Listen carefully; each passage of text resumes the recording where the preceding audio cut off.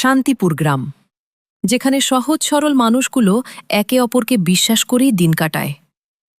কিন্তু এই বিশ্বাসের আড়ালে হালিমের মতো কিছু মানুষ নিজেদের স্বার্থের জাল বুনে চলে। দুনিয়াটা হলো মরীচিকা, যে যত ভালো সাজতে পারে তার তত লাভ। এই যে পচা মাছগুলো নিচে দিচ্ছি, কেউ কি টের পাবে?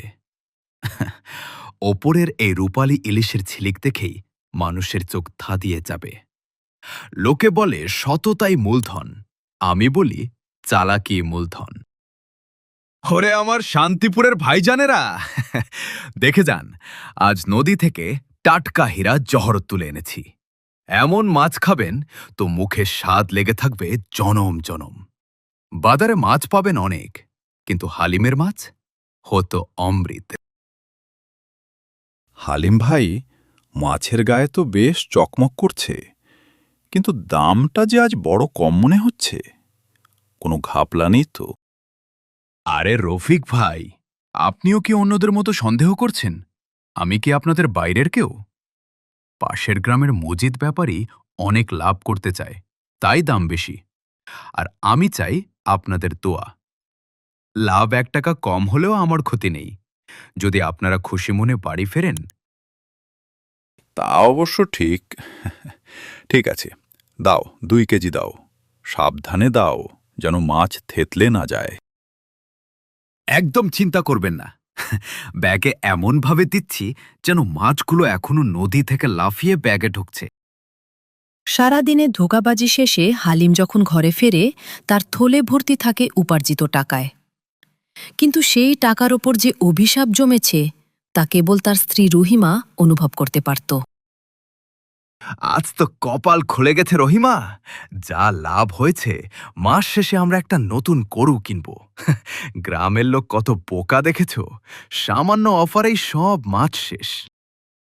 গরু কিনে কি হবে যদি সেই দুধে বরকত না থাকে? আজ বাজারে গিয়েছিলাম, ওপাড়ার হালিমার মা বলছিল তোমার মাছ নাকি রান্নার সময় কড়াই থেকে এমন গন্ধ বের হয়েছে যে ঘরের ছোট বাচ্চাটা বমি করে দিয়েছে। এসব শুনে আমার বুকটা কেঁপে ওঠে। আরে রাখো তো তোমার নীতি কথা। ব্যবসা করতে গেলে একটু আধটু এদিক সেদিক করতে হয়, সবাই করে। আমি না করলে কি না করলে কি আমাদের পেটে ভাত জুটবে? অল্প খেয়ে শান্তিতে থাকা ভালো, মানুষের অভিশাপ নিয়ে অট্টালিকায় থাকা ভালো না। তুমি কি ভুলে গেছ বড় মুরব্বী একবার কি বলেছিলেন? মিথ্যা দিয়ে যে ব্যবসা শুরু হয় তা মিথ্যার মতোই বিলীন হয়ে যায়। মুরব্বীদের কাজ হলো জ্ঞান দেওয়া, আর আমার কাজ হলো টাকা কামানো। এখন যাও, 1 কাপ চা নিয়ে এসো। পাপ কখনো চাপা থাকে না। পরের দিন হাটে যখন হালিমের মুখোশ খুলে গেল, তখন পুরো গ্রাম তার বিরুদ্ধে সোচ্চার হয়ে উঠল। হালিম, আমাদের ধোঁকা দিয়ে আমাদের বাচ্চাদের বিষ খাওয়াচ্ছ। আরে ভাই শান্ত হন, কি হয়েছে? মাছ কি একটু নরম ছিল? নরম মানে? ভেতরে সব পোকা হয়ে গেছে। তুমি অফারের নামে আমাদের পচা আবর্জনা গছিয়ে দিয়েছ। হইচই করো না তোমরা। হালিম, তুমি নাকি বলেছ মাছগুলো একদম টাটকা? চাচা, রোদে মাছ তো একটু খারাপ হতেই পারে, আমি কি আর ইচ্ছে করে দিয়েছি?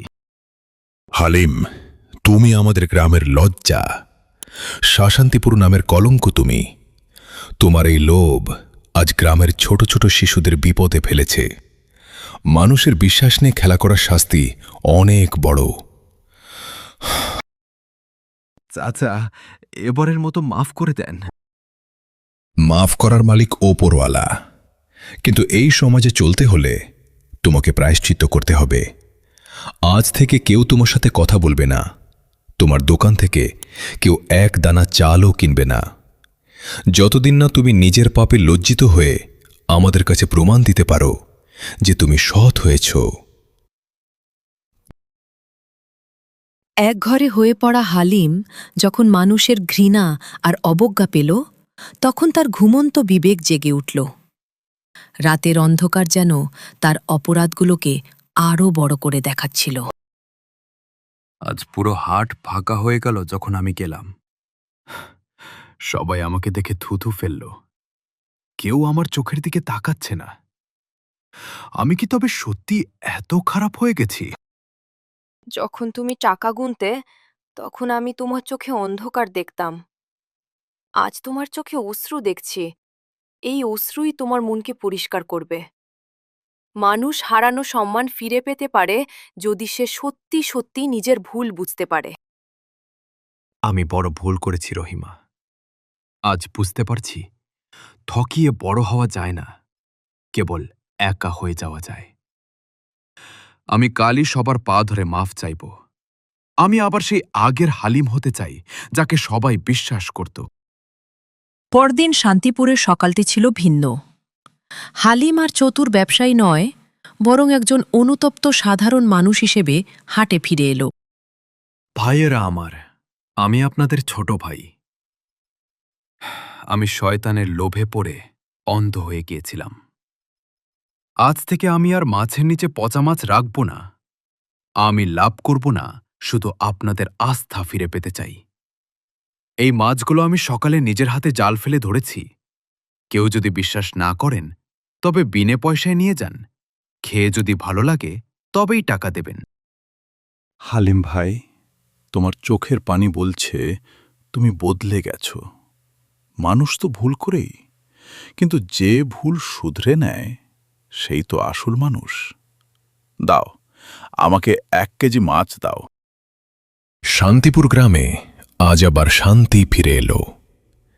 জয় হোক সততার। হালিম শিখল যে অসৎ পথে পাওয়া পাহাড় সমান সম্পদের চেয়ে সৎ পথে পাওয়া একবেলা খাবার অনেক বেশি তৃপ্তির। শান্তিপুর গ্রামে আবারও ফিরে এলো সুখ ও সম্প্রীতি।